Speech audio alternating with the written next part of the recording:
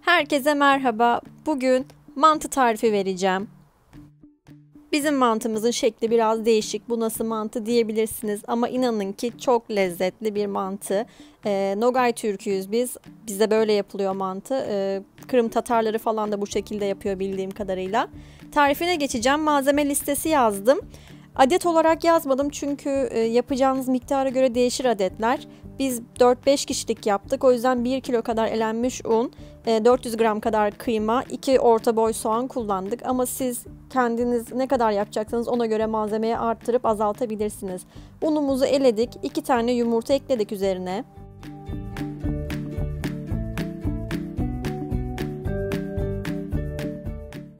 Bir yemek kaşığı tuz ekliyoruz.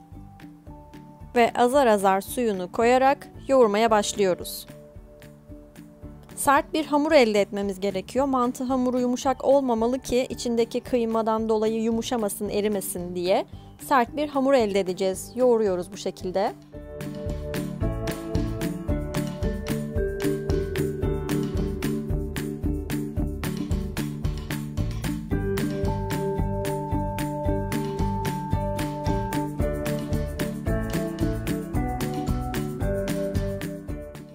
Hamurumuzu güzelce yoğurduk. Şimdi malzememizi hazırlarken hamurda dinlenmeye bırakıyoruz. Üzerini örtüyoruz temiz bir bezle.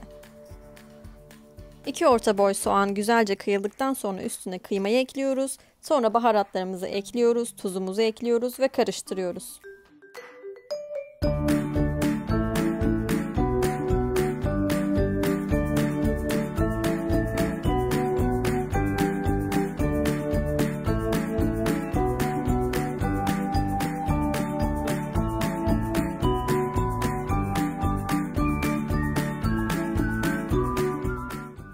Hamurumuzu altına bir miktar un alarak tahtamızın üstüne ya da mermerde yapacaksanız oraya alıyorsunuz. Eşit parçalara bölüyoruz bir bıçak yardımıyla ve böyle yuvarlak bezeler yapıp yine üstünü kapatıyoruz. Sırayla açmaya başlayacağız. Hamurumuzu güzelce oklava veya merdane yardımıyla açıyoruz. Üzerini unluyoruz ki oklavamız yapışmasın. İnce bir hamur elde edeceğiz. Hamurumuz sert olacak, buna dikkat ediyoruz. Gördüğünüz gibi bezemiz kocaman ve incecik oldu. Bu şekilde bütün tahtaya biz yayıyoruz. Ve ara ara böyle hafif unlayarak açıyoruz. Kesme işlemine geçeceğiz. Hamurumuzun yarısını unlayarak ikiye katlıyoruz. Ve biz kurabiye kalıbı kullanıyoruz kesmek için. Eskiden bardak kullanılırdı, çay bardağı. Bu şekilde kesiyoruz. Ve ikiye açıyoruz. Ortaları unlu. Unlu kısım üste gelecek şekilde koyuyoruz. Ki karışmasın unlu kısımla unsuz kısım. Çünkü unlu kısım kapatırken zor oluyor un olduğu için.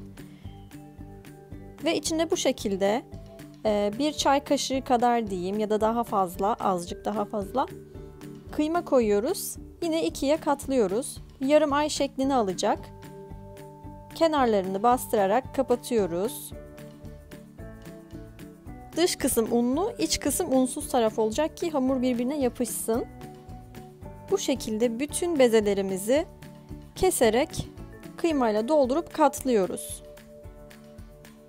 Böyle hafif kaydırarak yaparsanız da güzel bir şekli oluyor. Ve köşesinde çok küçük bir boşluk bırakıyorum sadece bir ucunda ki içine su alsın, kıyma daha iyi pişsin içinde.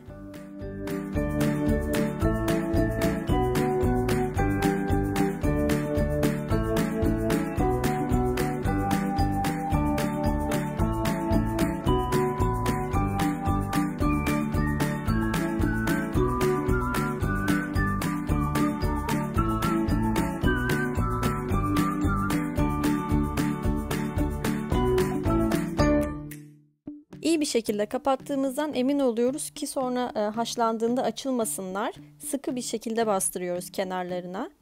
Buna dikkat edin.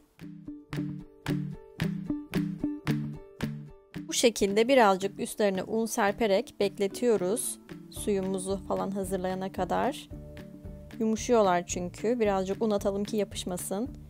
Tencereye, derin bir tencereye suyumuzu alıyoruz. Üzerine tuz ekleyerek kaynatıyoruz. Suyumuz kaynadı. Üzerine mantılarımızı alacağız. Bir kağıdın üstüne koyabilirsiniz, bezin üstüne koyabilirsiniz, direkt de atabilirsiniz. Parçalamamaya dikkat edin alırken tahtanın veya işte koyduğunuz yerin üzerinden. Kaşığın sap kısmıyla karıştırıyorum, tahta kaşığın, ki parçalamasın, zarar vermesin fazla.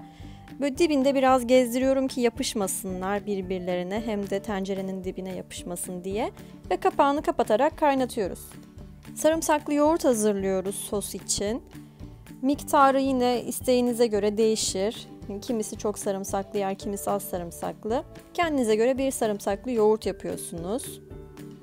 İçine biraz tuz da ekleyebilirsiniz, tuzlu seviyorsanız. Gördüğünüz gibi mantılarımız bayağı şiştiler, yukarı doğru çıktılar. Taşırmamaya dikkat edin, çok kolay bir şekilde taşar suyu. Zarar vermeden şöyle hafifçe karıştırıyoruz ara ara. Bu sırada salça sosumuzu da hazırlıyoruz. Bir tavaya sıvı yağ aldık. Üzerine de 2 kaşık kadar tereyağı koyduk biz. Dediğim gibi miktarları siz kendinize göre ayarlayın. Ve tereyağını sıvı yağ ile birlikte eritip kızdıracağız. Tereyağımız iyice eridi ve köpürdü. Salçamızı ekleyeceğiz şimdi üstüne. 1 yemek kaşığından birazcık fazla salçayı koyuyorum. Şöyle bastırarak güzelce karıştırıyorum ve salçamın iyice dağılmasını sağlıyorum. Üzerine de birazcık kırmızı toz biber ekliyorum. 1 tatlı kaşığı kadar diyeyim size. Kırmızı toz biberi de ekledim. Biraz daha kavurduktan sonra altını kapatacağım. Sosum hazır.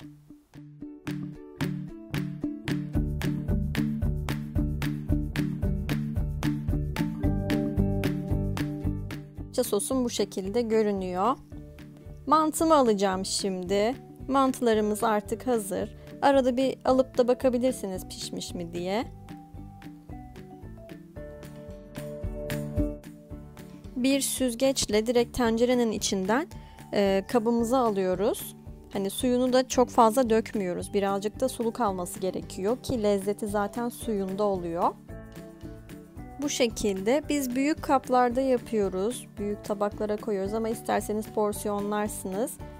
Soğutuyoruz mantıyı. Soğusun ki yoğurt kesilmesin. Soğuduktan sonra yoğurdunu döküyoruz. Yani biraz ılıyacak. Ondan sonra yoğurt sosunu ekliyoruz üstüne.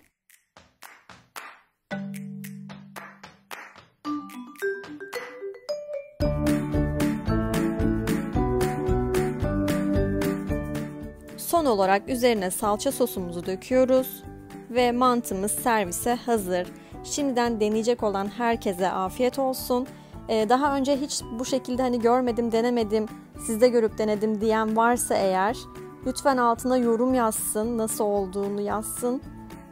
Teşekkür ediyorum izlediğiniz için. Kanalıma abone olup videomu da beğenirseniz çok sevinirim.